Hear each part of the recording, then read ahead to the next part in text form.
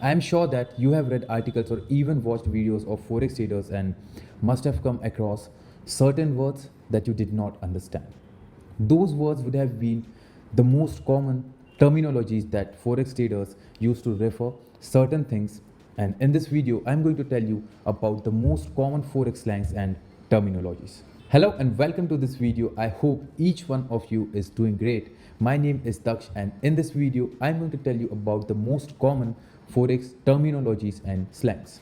In the beginning I'm going to share some of the most common terminologies in the forex market, and in the end I will tell you about the terminologies that is used by the professional traders. So make sure you watch this video till the end. Now without wasting any time, let us get started. So first we have bull and bear. You must have heard this term a lot. A bull market and a bear market, or a bullish move and a bearish move. In forex, the bull and bear does not mean an animal, but rather it is a market condition. A market is said to be a bull market when the prices of the assets are moving up, and a market is said to be a bear market when the prices of an asset or a currency pair is moving down. Now the next is long and short. Long and short in trading is a type of position that the market participants hold or have entered.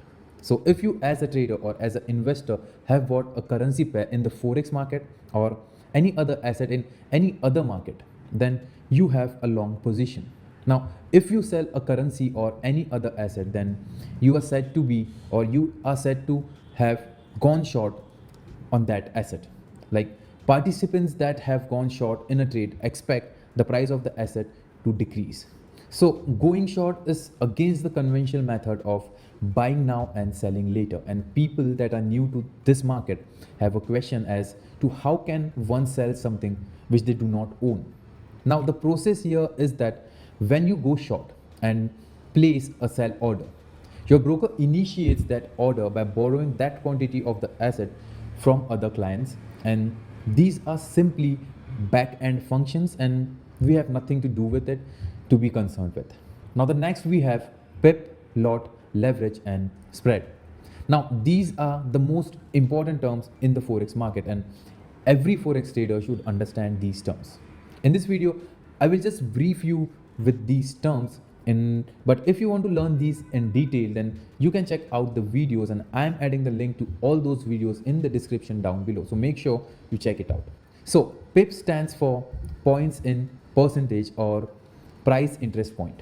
So pip is basically 1/10 of 1%, and it is known as 1 basis point. Simply in the forex market, the movement of the currency pair is calculated in pips.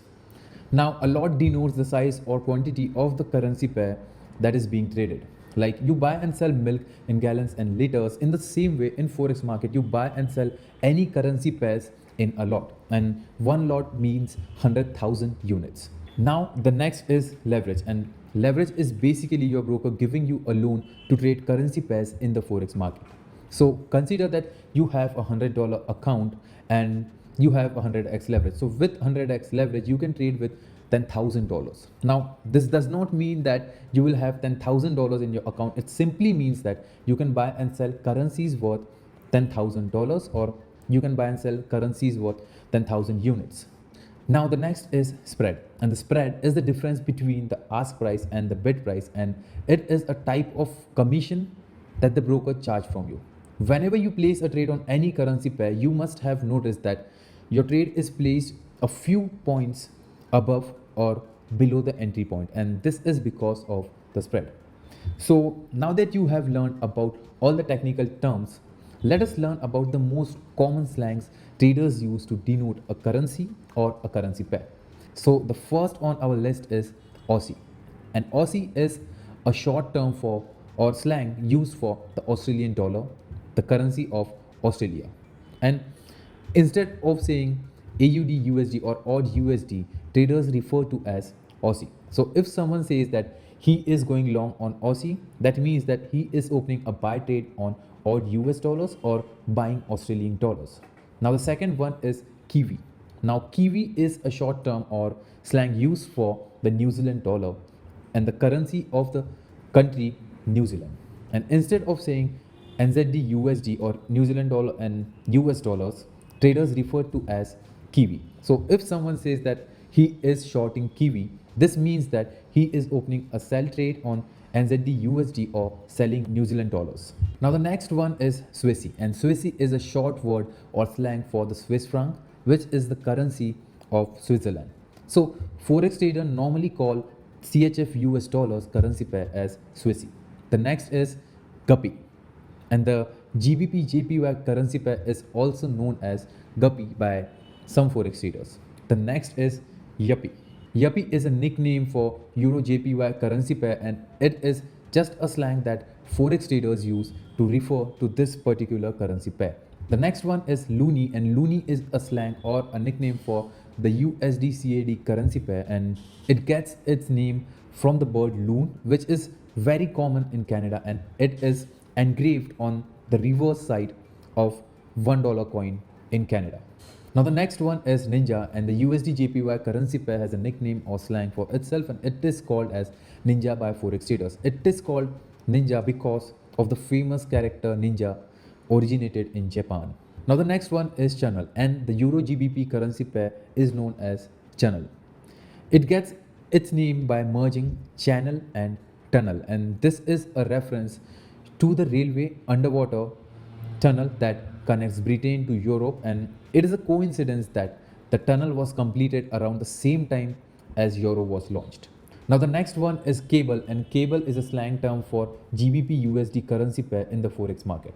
Now this nickname came about because of the steel cables placed under the Atlantic Ocean that were used to transmit exchange rates of the dollar and the sterling at that time. Now the next one is fiber, and the Euro USD currency pair is also known as fiber, and it is the most common slang amongst the forex trader.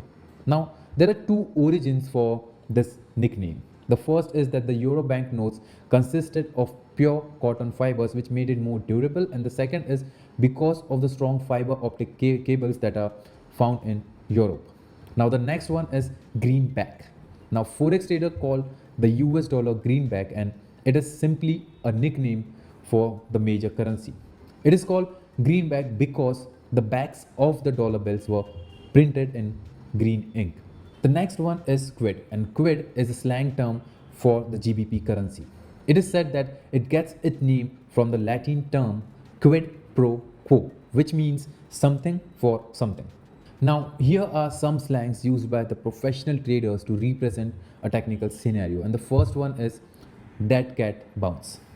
So, a dead cat bounce is somewhat a price action pattern in which the price of the currency pair or any other asset is already declining, and it sees a temporary recovery only to drop again. And this is a bearish continuation pattern in which there is a price decline, a pullback in the upward direction, and then a decline again.